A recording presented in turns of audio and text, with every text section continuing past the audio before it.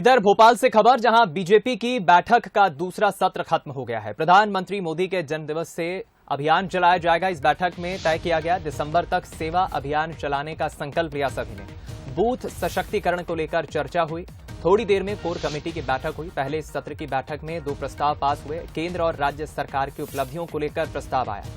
दूसरा प्रस्ताव नगरीय और पंचायत चुनाव में सफलता जो मिली है उसको लेकर प्रस्ताव पास हुआ है। बैठक में सेवा और सुशासन का संकल्प लिया गया। पिछड़ा वर्ग को अधिकार और न्याय दिलाने में पूरी ताकत झोंकने का संकल्प लिया गया।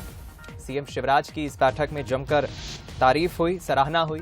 कृषि क्षेत्र में उपलब्धियों के लिए शिवराज की तारीफ हुई है। मध्य प्रदेश में जो कृषि के क्षेत्र में काम हुआ है, विकास हुआ है, उसको लेकर चर्चा हुई।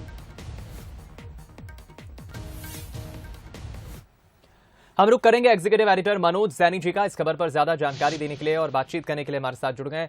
मनोज जी, देख रहे हैं हम आपके पीछे हलचल नजर आ रही है। दूसरा सत्र बैठक का खत्म हुआ, किन किन मुद्दों पर चर्चा हुई, क्या है अपडेट? देखिए, दिन भर से बैठकों का दौर चल रहा है। सबसे पहला जो सत्र हुआ था उसमें 2 प्रस्ताव पारित हुए थे, जिसका जिक्र आप भी कर रहे थे, चाहे वो राजनीतिक प्रस्ताव हो या जिस तरह से भारतीय जनता पार्टी ने जीत हासिल की थी नगरीय निकाय और पंचायत के चुनाव में, उसको लेकर तारीफ की गई है प्रदेश सरकार की, मोदी सरकार की, साथ ही राष्ट्रीय अध्यक्ष और प्रदेश अध्यक्ष की तारीफ भी हुई है उस बैठक में। लेकिन उसके बाद एक दूसरी बैठक हुई, उसमें सेवा समर्पण जो अभियान है भारतीय जनता पार्टी का, उसको आगे बढ़ाना। 17 तारीख यानी 17 सितंबर को प्रधानमंत्री नरेंद्र मोदी का जन्मदिन है, तो उससे लेकर और आगामी दिसंबर तक ये अभियान चलेगा। इस बीच में महिला मोर्चा को अलग अपना कार्यक्रम है। करीब 1070 से ज्यादा आंगनबाड़ियों को गोद लेने वाली है। तो हर एक, चाहे वृक्षारोपण की बात हो, तो ऐसे तमाम तरह के मुद्दों पर चर्चा हुई है।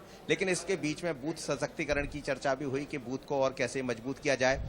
25 बूथ ऐसे जो विधानसभा में जहां जहां हार हुई है, उन बूथों को चुनना और उन बूथों पर काम करना, 10-10 लोगों को एक-एक बूथ पर लगाना, इन तमाम सारे मुद्दों पर चर्चा हुई है। लेकिन अब थोड़ी देर बाद ही कोर कमेटी की बैठक शुरू हो रही है और कोर कमेटी की जब बैठक होती है तो फिर बहुत ही महत्वपूर्ण बैठक होती है। हालांकि इसमें जो कोर कमेटी के मेंबर्स हैं, ज्योतिरादित्य सिंधिया केंद्रीय मंत्री है, वो यहाँ पहुंच गए पहले से। बाकी तमाम लीडर्स मौजूद हैं। नरेंद्र सिंह तोमर, संभावना यही है कि वो वर्चुअल जुड़ने वाले हैं। तो अब कोर कमेटी की जो बैठक होगी उसमें भारतीय जनता पार्टी का आगामी रणनीति, 2023-24 के चुनाव और साथ ही क्या जो रणनीतिक तौर पर पार्टी की जो अंदरूनी चर्चा होती है उन सब पर चर्चा होगी। चर्चा ये भी है कि जो निगम मंडल खाली पड़े हैं उन पर भी बात की जा सकती है। मंत्रिमंडल को लेकर भी कई दिनों से चर्चा चलती रही, हालांकि इसकी उम्मीद बहुत कम है, पर आगामी रणनीति पर जरूर चर्चा होने वाली है। लेकिन कुछ चीजें जो अलग अलग जगह से आई है, चाहे मंत्रियों ने ब्यूरोक्रेट्स के खिलाफ जो बातें कही हो, तो इन तमाम मुद्दों पर चर्चा होने वाली कोर कमेटी। और अभी तक की सबसे महत्वपूर्ण जो बैठक होगी वो कोर कमेटी की बैठक हुई, थोड़ी देर में शुरू होने वाली। दीपक, चलिए, बहुत शुक्रिया आपका मनोज जी, इस खबर पर हमारे साथ जुड़ने के लिए, अपडेट पहुंचाने के लिए। हमारे साथ एग्जीक्यूटिव एडिटर मनोज जी जुड़े और उन्होंने बताया कि आज दिन भर से ही बैठकों का दौर जारी है। अलग अलग मसलों पर बैठक में चर्चा हुई।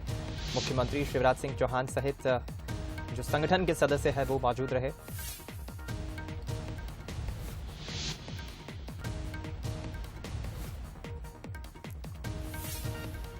और देखिए, केंद्रीय मंत्री, central aviation minister Jyotiraditya Scindia भी आज बैठक में शामिल होने पहुंचे।